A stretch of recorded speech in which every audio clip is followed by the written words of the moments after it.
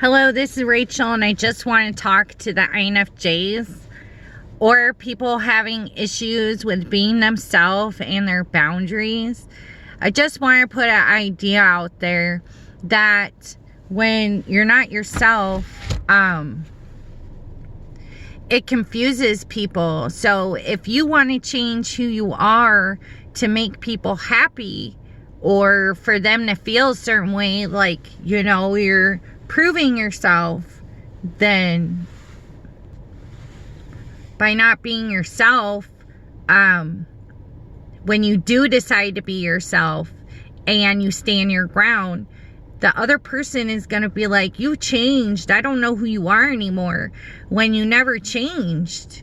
It's just that, you were willing to sacrifice or compromise or, change things to accommodate the situation or the person. So when you're not being yourself, you could harm yourself because other people will think you're a stranger when you are yourself. So another thing is you can't find yourself in other people. When you close your eyes, you're with yourself. When you open your eyes, you're seeing the outside world. You have to be comfortable. Now, I know INFJs are introverted and have intuition, so I'm not talking about that. But you have to be comfortable with not being accepted by the masses. And you have to be comfortable with who you are, because that helps you express through your creativity. So another, and that can be a boundary issue. It's very important to be yourself with your boundaries, because people are going to be like, oh, okay, here's a boundary. And then they're going to overstep it. And when you're not being yourself, which is accepting what you want, and it's, they can either have that kind of relationship with you or not. When they overstep it, a lot of times we aren't ourselves when we step back and then say, okay, this is the boundary. And then they overstep that, we move the, we take a step back and move the boundary over there. So all the little steps in, 2 months, you've already turned into a different person. If you leave,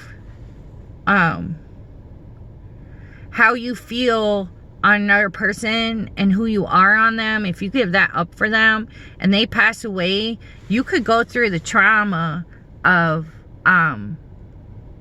identity loss. A lot of people commit suicide with identity loss, or they end up having a breakdown or getting burnt out somehow. So being yourself with boundaries is expressing clearly your preferences and what you don't like. Now, if you don't know how to find a boundary or, say it clearly, you think about what you don't want to happen, and that's where you build, the rules or, whatever for it. You build the boundary.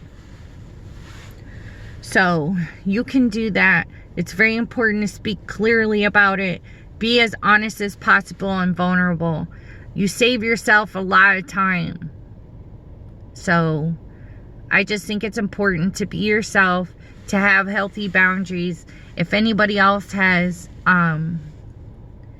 any input or wants to say something good or indifferent about it, just leave a comment below. If you want a different video, you can email me. So I hope everybody in the group is doing good. Thank you.